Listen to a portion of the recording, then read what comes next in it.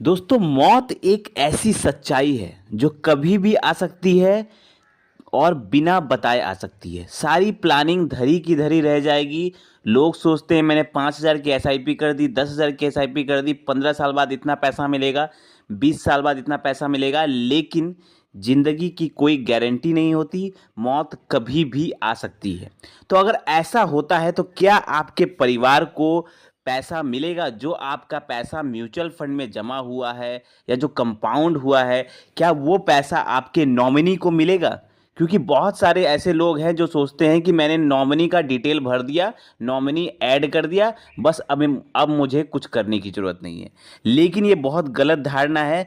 यहाँ पर अगर आप पूरा प्रॉपर डॉक्यूमेंटेशन नहीं करेंगे तो आपका पैसा स्वाहा हो सकता है। और ये मैं नहीं कह रहा, ये डाटा कह रहा है। डाटा मैं आपको दिखाऊंगा, डाटा के साथ आपको बताऊंगा कि कैसे लोगों ने नॉमिनी ऐड करने के बावजूद भी लोगों का कितना करोड़ रुपया पैसा अभी भी अनक्लेम्ड है। तो वीडियो बहुत इंपॉर्टेंट होने वाली है। वीडियो के लास्ट तक बने रहें क्योंकि ये एक बहुत ज़्यादा इंपॉर्टेंट इशू है।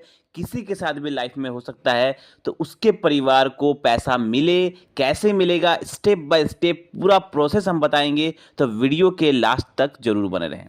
तो चलिए सबसे पहले हम बात करते हैं कि ऐसा तो कभी किसी के साथ भी हो सकता है, ये डेफिनेटली इसमें कोई ये नहीं है। तो इसमें करना क्या है, हम आपको पूरा डॉक्यूमेंटेशन बताएंगे। उसके पहले हम आपको डाटा दिखाते हैं ताकि आप लोग भी अवेयर हो जाए, बाकी लोग जो गलती किए हैं बहुत सारे लोग वैसा आप ना करें। तो एज पर डाटा अगर आप जाएंगे अनक्लेम्ड मनी में इन म्यूचुअल फंड्स, अगर आप देखा जाए तो ये डाटा आपको मनी कंट्रोल की वेबसाइट पर मिल जाएगा। वहाँ पर जब आप देखेंगे तो वहाँ पर बोल रहा है कि जो म्यूचुअल फंड में अनक्लेम्ड मनी है, मतलब जो लोगों ने क्लेम नहीं कर पाया लोग, उसकी वैल्यू अगर आप देखेंगे तो 234 करोड़ रुपए है।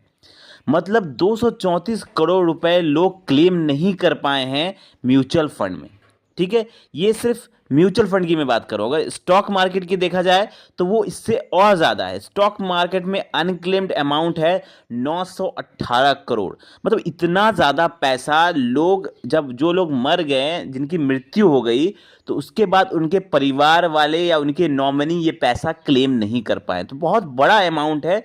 तो कहीं ना कहीं कुछ डॉक्यूमेंटेशन में प्रॉब्लम हुई है, कुछ ना कुछ प्रॉब्लम हुई है, क्योंकि लोगों को पता ही नहीं है कि हाँ मेरे पिताजी ने कहाँ इन्वेस्टमेंट किया है, किस फंड में इन्वेस्टमेंट किया है, पता ही नहीं है। तो पैसे निकालेंगे कैसे?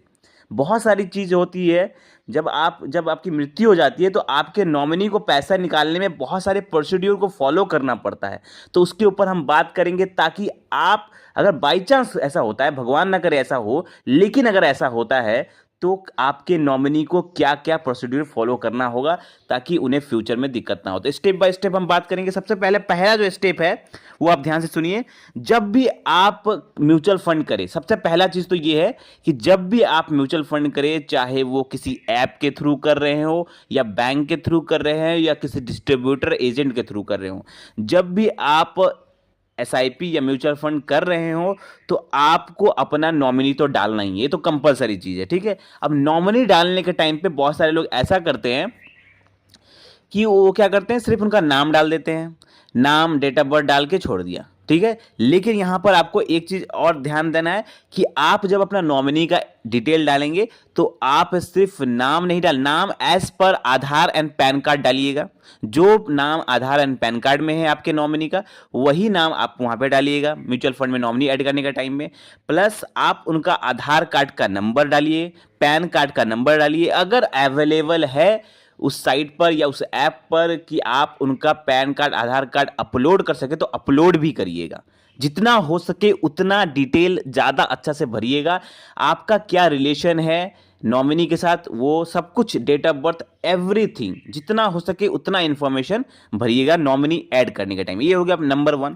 ठीक है, दूसरा चीज़, जब भी आप अपना म्यूचुअल फंड कुछ कर रहे हैं या कहीं भी इन्वेस्टमेंट करें तो अपने नॉमिनी को जब भी आप ऐड कर रहे हैं तो आप अपने नॉमिनी को प्रॉपरली बताइए कि हाँ मैंने इस फंड में इतना पैसा इन्वेस्ट किया है। पैसा छोड़िए, आप, मैंने उसको बोलिए कि मैंने इस फंड में पैसा इन्वेस्ट किया है और आपको नॉमिनी डाला हुआ है। आप प्रॉपरली एक डायरी में सारे फंड्स का नाम लिखिए और उन फंड्स का फोलियो नंबर भी लिखिए और अपने नॉमिनी को बताइए कि अगर मुझे कुछ बाई चांस होता है तो ये इसमें देखिए मैंने इतने सारे फंड्स में पैसा इन्वेस्ट कर रखा है और ये इसका फोलियो नंबर है और मैंने इतने सारे मैंने आपको इन सब में नॉमिनी ऐड करके रखा हुआ है। तो उनको प्रॉपर्ली पता होना चाहिए, क्योंकि बहुत सारे ऐसे लोग हैं जिनकी मृत्यु हो जाती है, उनको पता नहीं था मेरे पिताजी ने कहाँ इन्वेस्टमेंट किया था, पैसा अनक्लेम रह जाता है, मेरे दादाजी ने कहाँ इन्वेस्टमेंट किया था, पैसा अनक्लेम रह जाता है। तो अपने नॉमिनी को सबसे पहले जानकारी दे के रखना जरूरी है कि अगर बाई चांस मुझे कुछ हो जाता है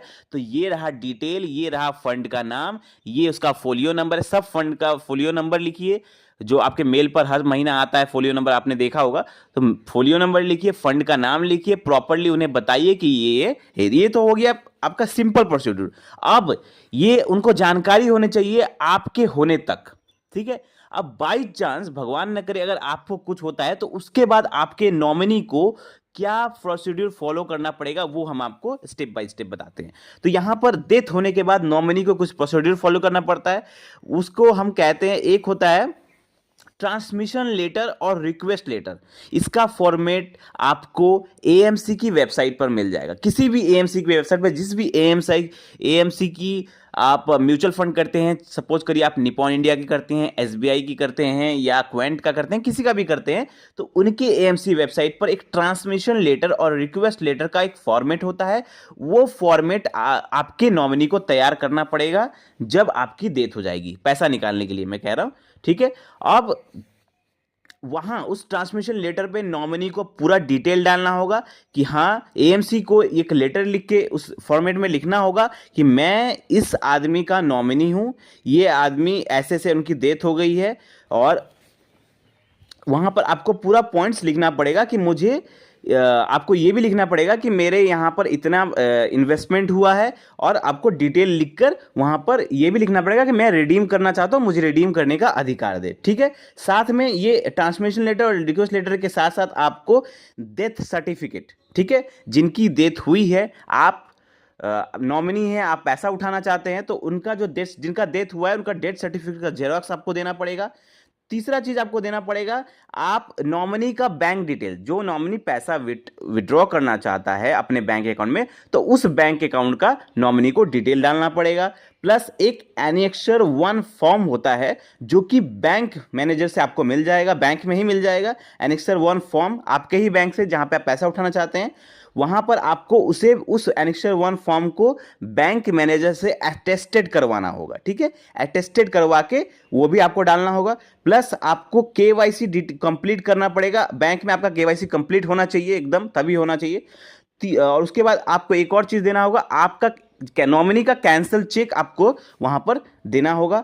एक और मिलता है, फटका फॉर्म कहा जाता है, जो कि बैंक में भी मिलता है और एएमसी की वेबसाइट पर भी होता है। तो फटका फॉर्म जो होता है उसका भी आपको फॉर्म भर के वहां पर भी कुछ डिटेल डालनी होती है, तो फटका फॉर्म भी भरना पड़ेगा नॉमिनी को। और इन सारे डॉक्यूमेंट मैंने जो जो कहा, ट्रांसमिशन लेटर हो गया, डेथ सर्टिफिकेट हो गया, बैंक डिटेल हो गया, एनेक्सर 1 फॉर्म हो गया, केवाईसी कंप्लीट होना चाहिए, कैंसल चेक हो गया, फटका फॉर्म हो गया, इन सारे डॉक्यूमेंट्स का आपको 2 कॉपी बनाना है, ठीक है। कितने कॉपी बनाना है? 2 कॉपी बनाना है। अब दोनों कॉपी को, एक कॉपी आपको आपके बैंक में जमा करनी है, दूसरे कॉपी आपको एएमसी की वेबसाइट पर या तो अपलोड करना है, अगर उनका अपलोड किसी वेबसाइट में अगर सिस्टम है कि अपलोड करने का, तो आपको अपलोड करना है। अगर नहीं है तो आपको उनके एएमसी की ऑफिस में जाना है। हर बड़े बड़े एएमसी का ऑफिस बड़े बड़े शहरों में होता है। तो अगर आपके शहर में अगर एएमसी का, जैसे सपोज करिए एसबीआई का आप इन्वेस्टमेंट करते हैं, तो एसबीआई का अगर एएमसी ऑफिस है आपके शहर में, तो आपको वहां पर जाके जमा करना है ये सारे डॉक्यूमेंट्स, ठीक है।